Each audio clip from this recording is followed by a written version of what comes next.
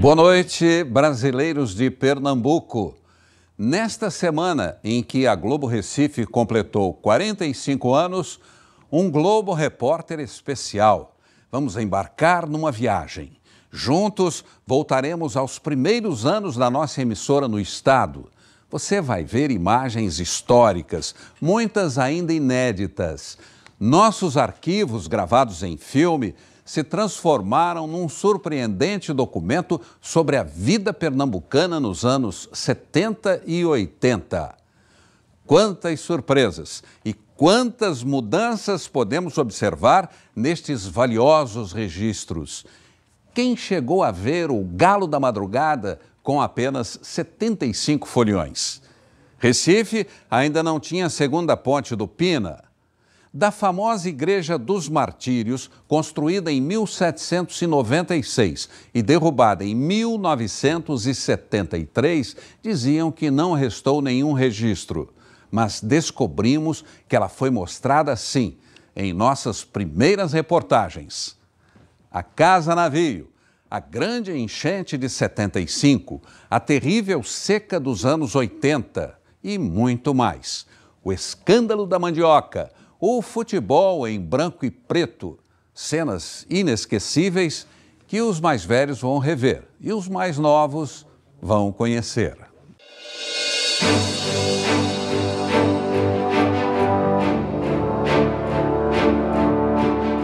Recife, Avenida Boa Viagem. Aqui, onde hoje está erguido um prédio, existia uma casa muito diferente. A Casa Navio, em formato de embarcação, foi construída pelo empresário Aldemar da Costa Carvalho. Virou cartão postal. Foi filmada por Hollywood. Lembrava o navio Queen Elizabeth e tinha até cabine de comando. Construída em 1940, a casa hospedou muita gente importante, como o presidente Juscelino Kubitschek.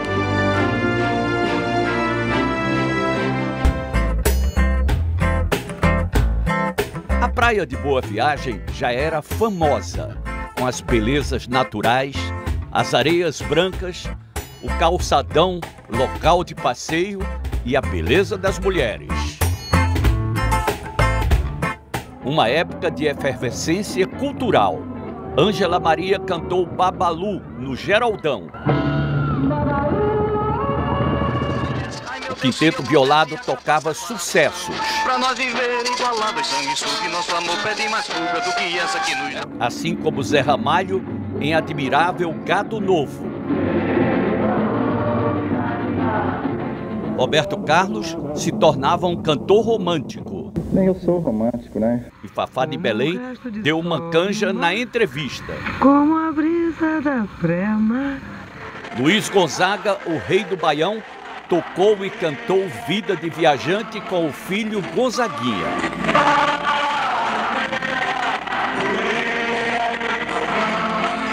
Elba Ramalho e Geraldo Azevedo começavam um grande encontro. E quase fome e sede passaram. E Alceu Valença pisava na Fulô. Os festivais de música faziam sucesso em todo o país. A Globo, em Pernambuco, promoveu alguns, como o Frevança e o Vamos Abraçar o Sol. A peça Um Sábado em 30 já estava nos palcos e ficou durante 50 anos em cartaz. Tua mulher ter filho? Sim. Mas de quem? No céu, os shows da Esquadrilha da Fumaça. O aeroporto dos Guararapes causava sensação. Os bingos reuniam uma multidão, como o do Náutico. O carnaval era de salão. Os clubes português e internacional lotavam, assim como os bailes do Esporte, do Náutico e do Santa Cruz. O Galo da Madrugada saiu pela primeira vez em 1978 com apenas 75 pessoas. No mesmo ano, o Homem da Meia-Noite completava 46 carnavais. Holiday on Ice era sucesso. Nas festas de rua, a mulher que vira macaco dava medo em todo mundo. E programaço era ir para o Horto de Dois Irmãos nos feriados. Na Páscoa, conhecer o novo Teatro da Paixão de Cristo em Nova Jerusalém. Uma história que começou com a encenação nas ruas de Fazenda Nova por Epaminondas Mendonça e foi melhorada pelo casal Plínio e Diva Pacheco. Da paixão pelo teatro surgiu a paixão entre o casal e a ideia de construir um novo espaço, 100.000 metros quadrados.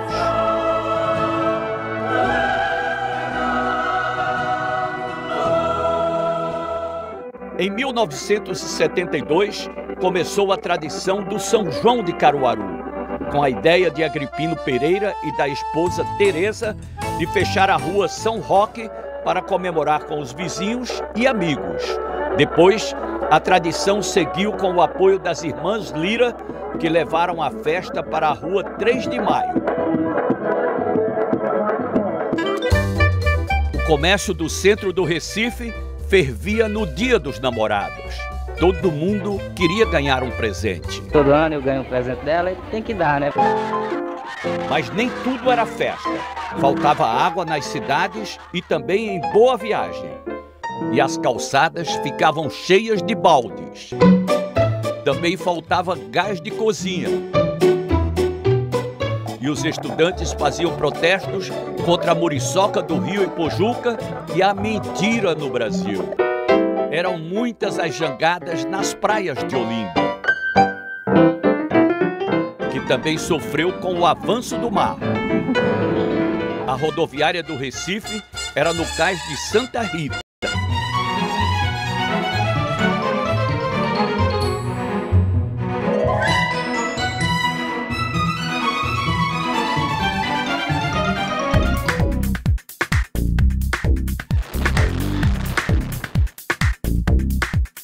Foi uma década que mudou o desenho da capital, com obras que modernizaram o entorno urbano do Recife e projetaram uma grande metrópole. Outras foram polêmicas. Em 1973, parte do bairro de São José foi destruído para continuar a construção da Avenida Dantas Barreto. Tratores colocaram abaixo ruas, casarões antigos, lojas e a Igreja do Senhor Bom Jesus dos Martírios, construída em 1796 e que era tombada pelo Conselho Federal de Cultura como patrimônio histórico. O prefeito do Recife, na época, Augusto Lucena, conseguiu o destombamento com o Ministério da Educação e Cultura. Na última missa, a igreja estava lotada.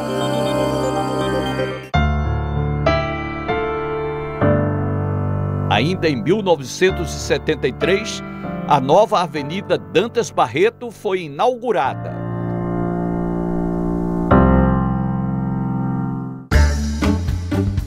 Para construir a segunda ponte do Pina, foi necessário implodir o antigo prédio do Detran em 1978. Acompanhamos passo a passo, desde a instalação da dinamite no local até a explosão que reuniu muitos curiosos.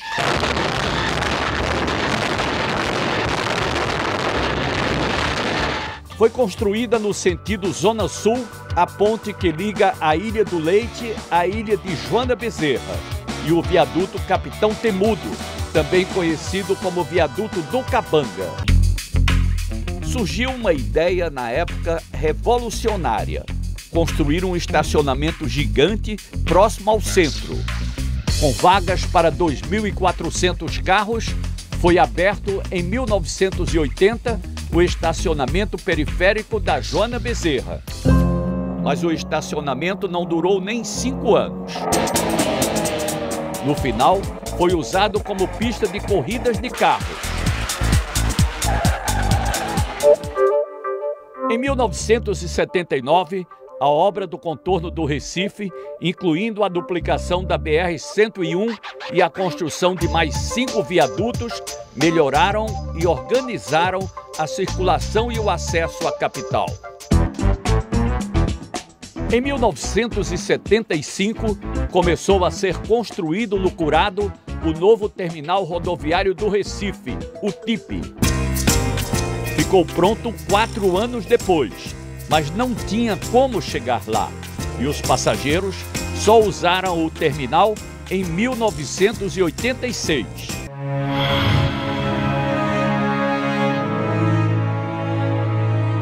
A enchente de 1975 no Recife ficou para sempre na memória dos pernambucanos. No início da noite do dia 17 de julho, as águas do Capibaribe começaram a invadir a cidade. O rio transbordou.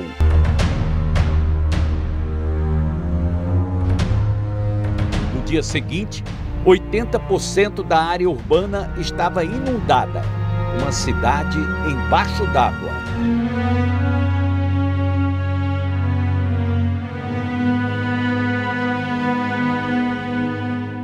$40 mil desabrigados, 100 pessoas morreram, 67 na capital. Foi decretado estado de calamidade pública.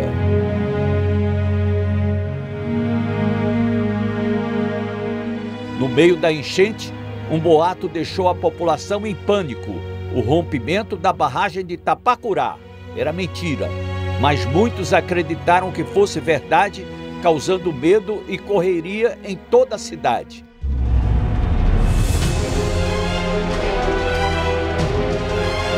As imagens eram de desespero, uma histeria coletiva. Para evitar novas tragédias, a construção de barragens em Pernambuco marcou a década de 70. Entre elas, a barragem de Goitá e a de Itapacurá. A mais importante foi a barragem de Carpina, um grande reservatório com capacidade de armazenar 270 milhões de metros cúbicos de água.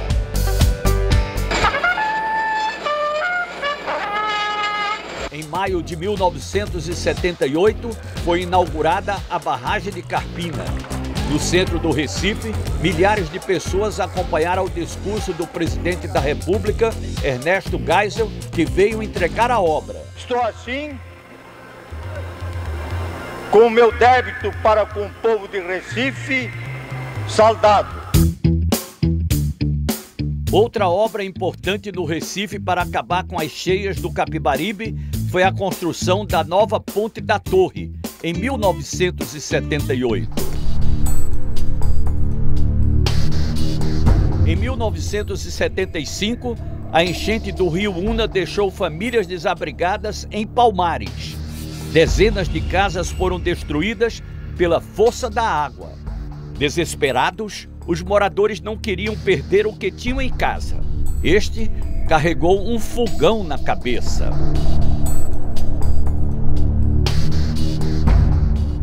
Cinco barragens em construção na zona da Mata Sul para evitar as grandes enchentes. E a maior de todas é esta aqui, a Cerro Azul, que vai conter o rio Una e formar um lago com capacidade para armazenar mais de 300 milhões de metros cúbicos de água. As grandes enchentes nesta área ocorrem entre junho e julho.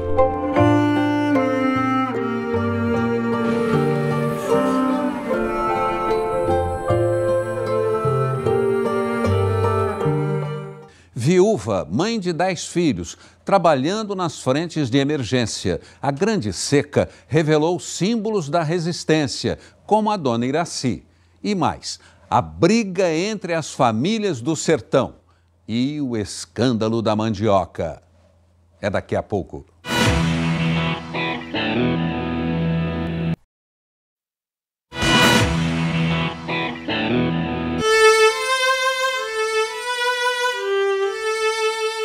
Do fim dos anos 70 até a metade dos anos 80, aconteceu uma das secas mais devastadoras da região.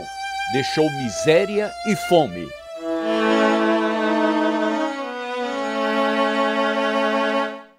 Açudes sem uma gota d'água. A imagem da terra quebrada, sem vida, em torrões, o gado magro. Registros que impressionaram o povo brasileiro e correram o mundo, mostrando pela primeira vez a realidade dos sertões. Para essa população flagelada, a saída do sufoco é o governo, mas a grande esperança é a chuva, que deve acontecer nos primeiros dias de janeiro. Mas veio pouca chuva, o nível das barragens continuou baixo. Sem água, muitos agricultores perderam toda a plantação. No sertão foi ainda pior. Os caminhões pau de arara levaram milhares de nordestinos embora para o sudeste. Com fome e sede, eles buscavam uma vida melhor. O êxodo do Nordeste, na triste figura do retirante, revelou também um dos símbolos da resistência, as viúvas da seca. Antes desconhecidas, elas nos mostraram histórias de superação. Abandonadas pelos maridos que iam atrás de uma vida melhor, as viúvas da seca tinham que cuidar da casa, dos filhos e ainda trabalhar. A senhora não fica preocupada em sair assim tão cedo e deixar as crianças? Fico preocupada demais, mas não tem outro jeito a fazer. Dona Iraci fazia parte da frente de emergência que reuniu milhares de trabalhadores para a construção de açudes e barragens na área da seca. Algumas imagens ficaram marcadas na nossa memória como símbolos da seca. O jegue carregando barris de madeira para levar água aos sítios mais distantes. Os caminhões-pipa distribuindo água para milhares de famílias. No Piauí, um dos estados mais afetados, a mulher tenta tirar água do poço que está seco. Uma imagem que impressiona.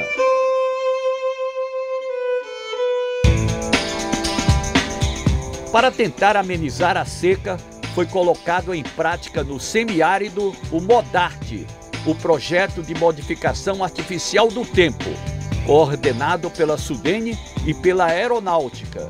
Os aviões da Força Aérea Brasileira eram usados para espalhar uma solução de água e sal nas nuvens e aumentar o volume delas para provocar a chuva.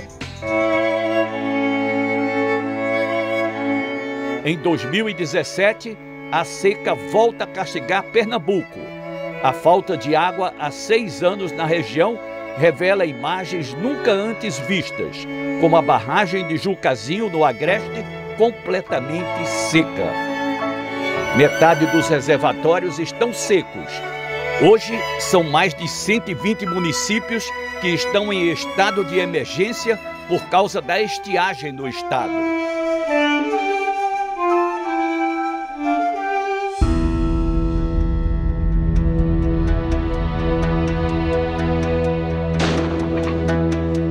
Foi também no sertão que as brigas entre famílias acabaram em muitas mortes.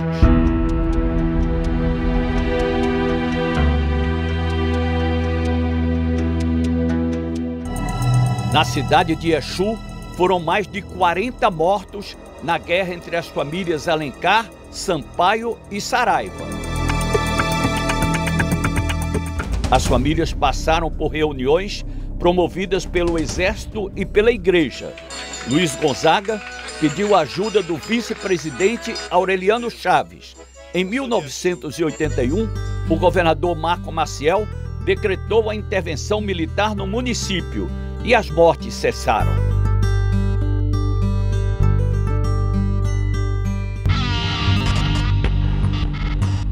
Em Floresta, a 250 quilômetros de Exu, a briga entre as famílias Ferraz e Novaes também foi notícia.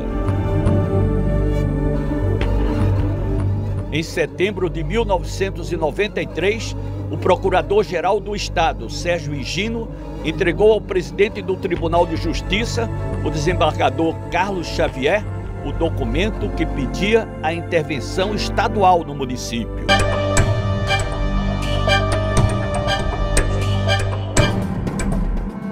Além de símbolos da resistência e da coragem do nordestino, Os períodos de seca revelaram também os malandros e espertos que se aproveitaram do fenômeno natural para enganar as autoridades, o povo e ganhar dinheiro.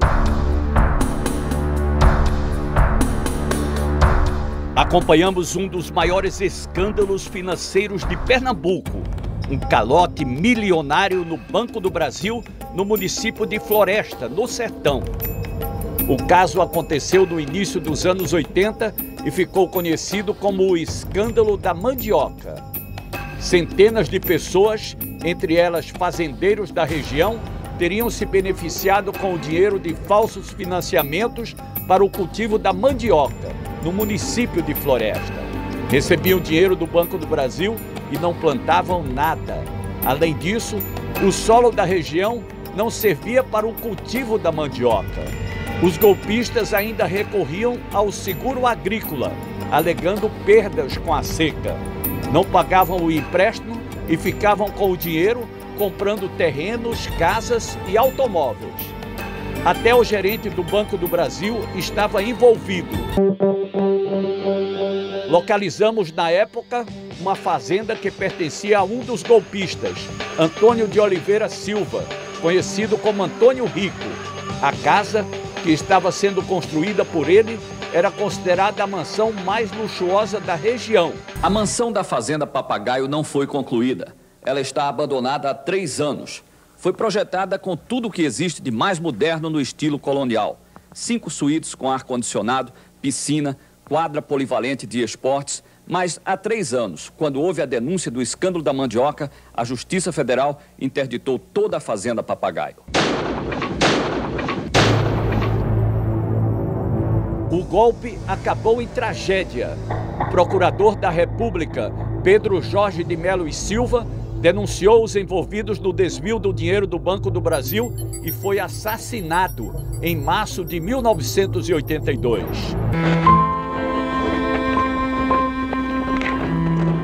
O enterro reuniu centenas de pessoas no cemitério de Santo Amaro, no Recife.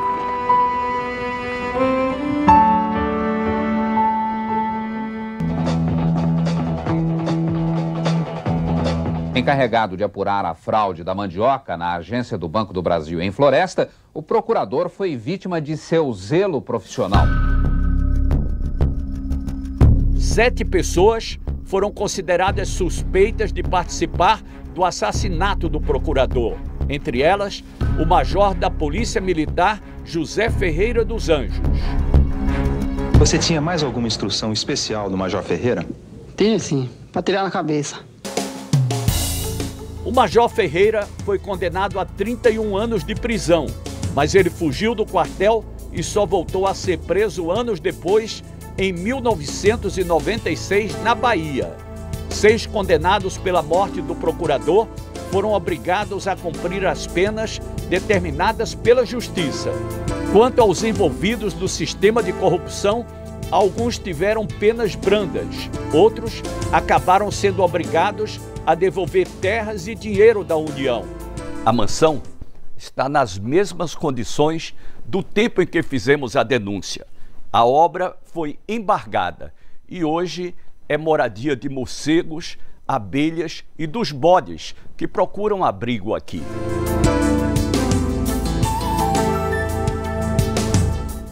O nascimento do porto de Suape e o fim da era do algodão. Como a irrigação transformou a terra seca em um oásis de frutas tropicais. É daqui a pouco.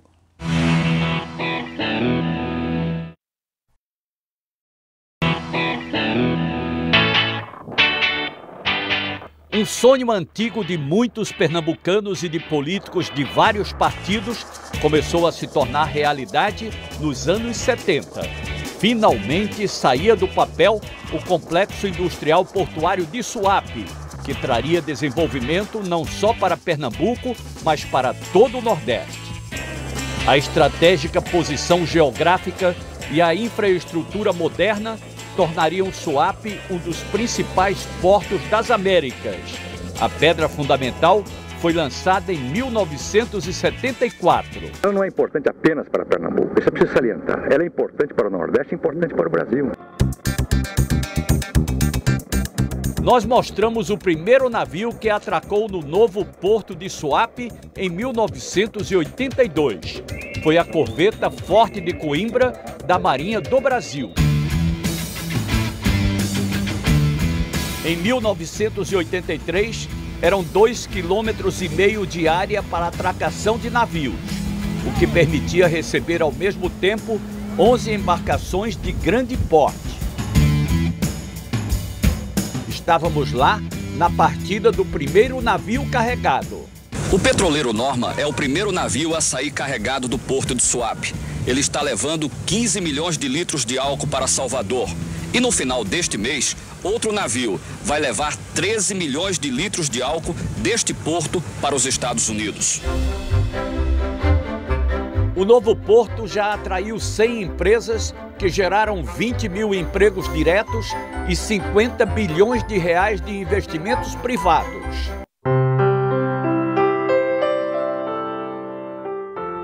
O sociólogo Gilberto Freire, autor do livro Casa Grande e Senzala, escreveu sobre a importância do açúcar no desenvolvimento do país e de Pernambuco. Foi o açúcar que constituiu a substância germinal para o desabrochar dessa civilização hoje nacional. Em 1972, eram muitas as plantações de cana-de-açúcar no estado.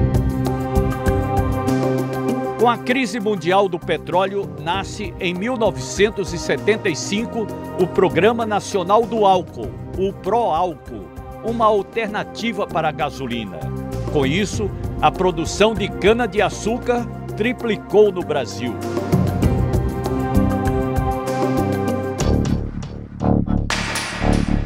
Os trabalhadores começaram a exigir melhorias de salário e de condições de trabalho. E foi em outubro de 1979 que aconteceu um importante movimento social que mudou a relação entre patrões e empregados. A grande greve paralisou as atividades em Pernambuco e mobilizou mais de 100 mil canavieiros. Foi o primeiro movimento grevista do campo depois do golpe militar de 1964. A greve terminou, mas hoje ninguém foi trabalhar porque o dia foi dedicado às comemorações. Os usineiros também foram obrigados a investir na modernização das usinas e em tecnologias que passaram a proteger o meio ambiente. Foi o caso do vinhoto, um resíduo da destilação do álcool.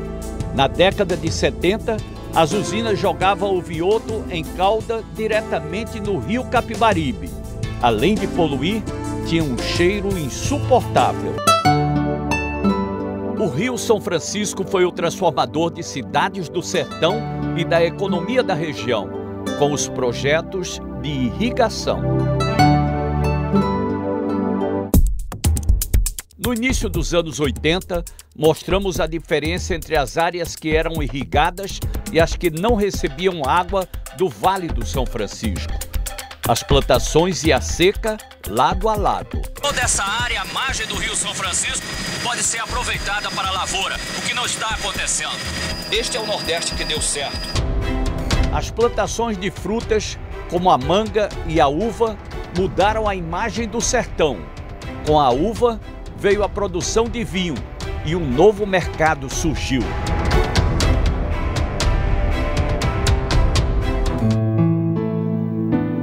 O algodão era a matéria-prima dos cotonifícios que foram praticamente extintos até a década de 80.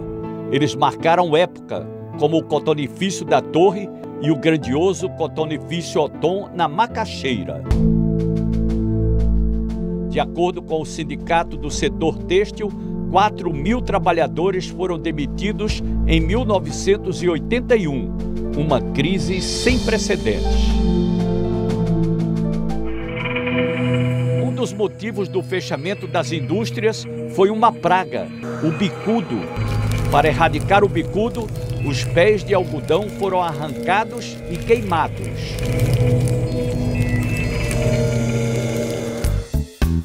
As importações com a entrada no mercado da roupa pronta e barata da China e dos tecidos de outros países, também prejudicaram o setor. Era um momento de mudanças econômicas e sociais, o fim de uma era onde a dona de casa costurava as roupas de toda a família. Uma região de Pernambuco soube aproveitar as novas relações de consumo.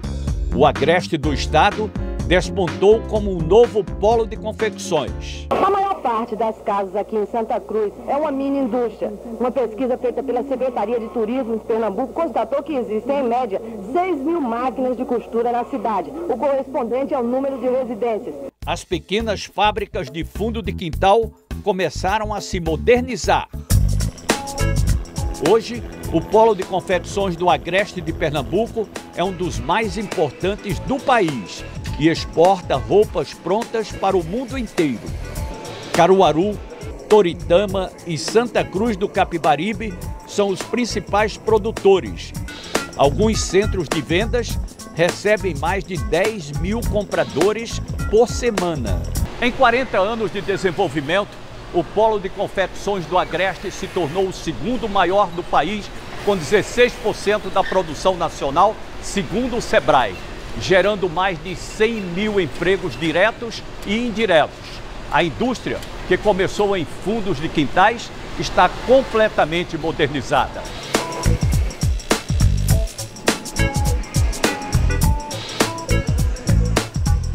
Olinda, Patrimônio da Humanidade, o que trouxe o título recebido em 1982. Uma época de muita fé em Nossa Senhora da Conceição. E uma revelação, o que o Garrincha veio fazer em Pernambuco? Veja a seguir.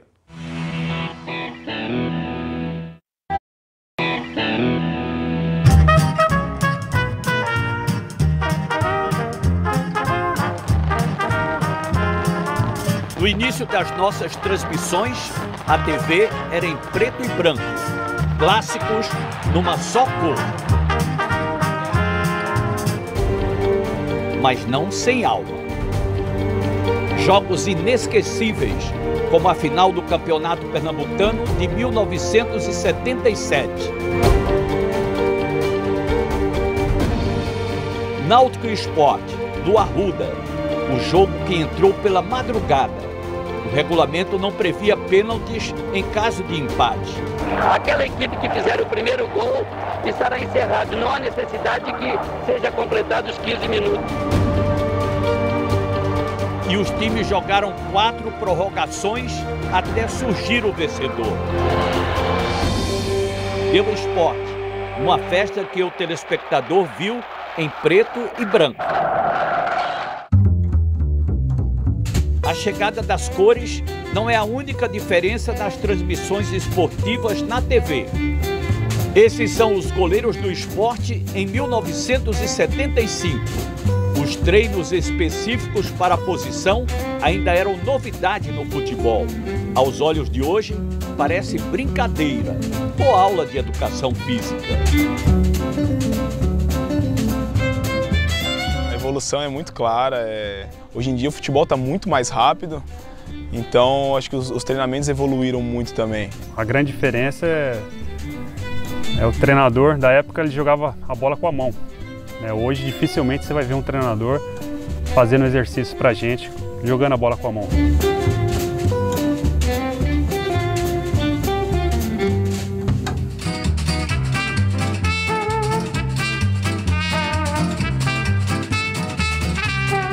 Quatro décadas e meia. Ao longo desse tempo, inúmeros jogadores consagrados do futebol brasileiro passaram por aqui. Dario, o Dadá Maravilha. Mas o Dadá está inteiro e o Dadá inteiro é sinônimo de vitória. Nunes. Eles vestiram camisas de clubes pernambucanos.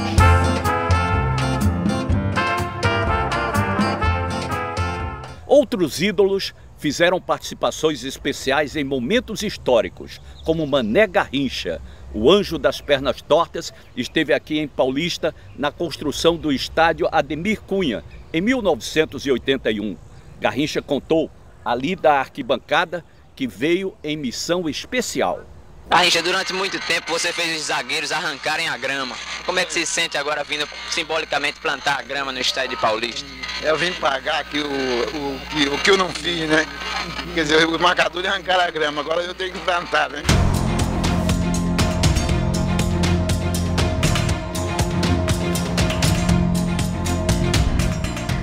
Acompanhamos outras mudanças. O estádio do Arruda, por exemplo, não tinha o anel superior da arquibancada.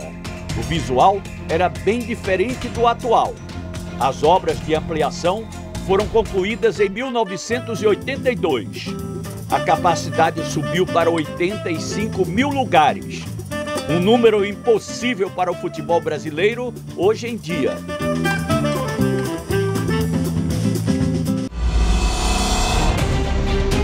Outras modalidades também tiveram espaço no início dessa história. A cobertura de competições estudantis era intensa. Jogos escolares. Jogos universitários. Os esportes de quadra moviam multidões. O vôlei, o futsal.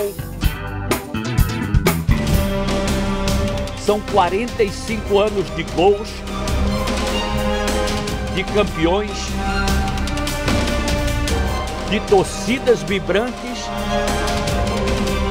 de momentos marcantes em estádios e ginásios.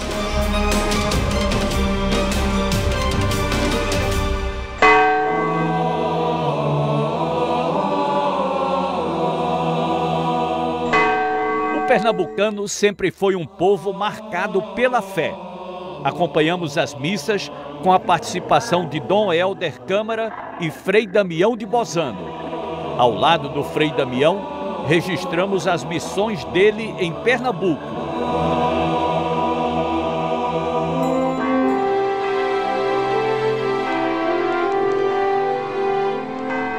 A procissão de Nossa Senhora do Carmo no centro do Recife.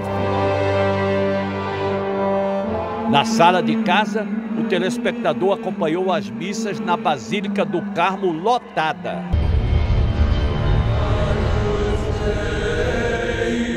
E a maior das manifestações de fé do Recife, a subida do morro para a antiga igreja de Nossa Senhora da Conceição.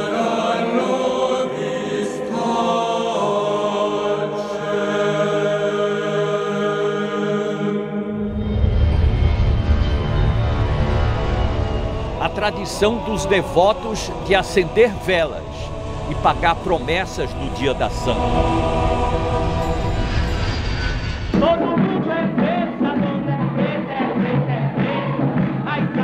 Rituais da Umbanda e do Candomblé foram vistos pela primeira vez por muita gente aqui na tela da Globo. Como as homenagens a Oxum.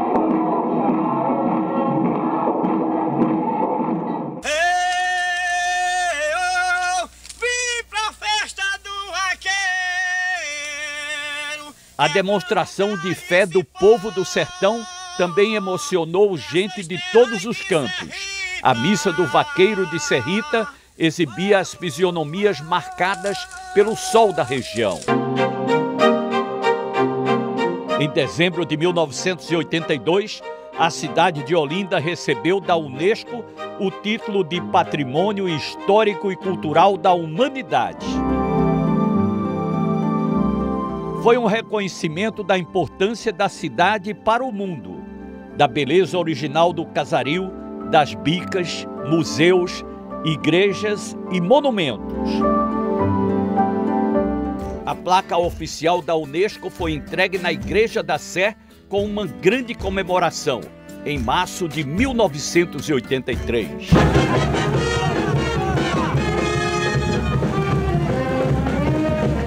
Com o título, veio a necessidade de preservação.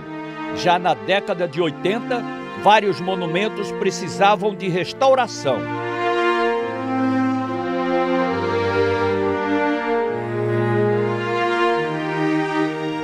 A cidade começou aqui no Alto da Sé, onde as crianças sabem contar um pouco de sua história.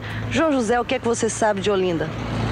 Realmente essa igreja aqui do lado se chama Catedral da Sé de Olinda, de 1537. Foi daqui desse ponto mais alto, aonde chegou o primeiro danatário da capitania de Pernambuco. Ele chamava Duarte Coelho Pereira, então ele olhou a bela vista entre Olinda e Recife, ele deu essa bonita exclamação: ó, linda situação para construir uma vila. Então por isso que a cidade surgiu como nome de Olinda. 35 anos depois, no Alto da Sé de Olinda, nós encontramos João José, o guia mirim que na época deu a entrevista. O que mudou em Olinda nesses 35 anos, desde o tempo que você era guia mirim? Mudou muita coisa, né? Porque na verdade, naquela época lá, era um pouco esquecida. E Olinda veio ficar mais bela depois de receber esse título de Patrimônio Cultural da Humanidade, que é Olinda. Preservar as cidades, o patrimônio e a cultura de um povo, para garantir a continuidade da nossa história, para a gente mostrar nos próximos anos, para você e para o mundo, a beleza que é Pernambuco.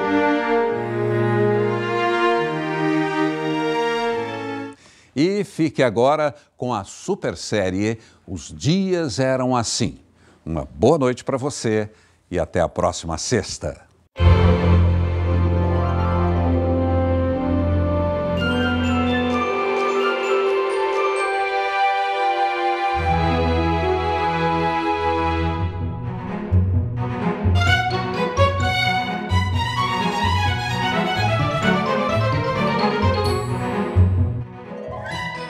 A informação precisa e a melhor equipe de jornalistas. A BTV Primeira Edição. Amanhã, ao 12h20.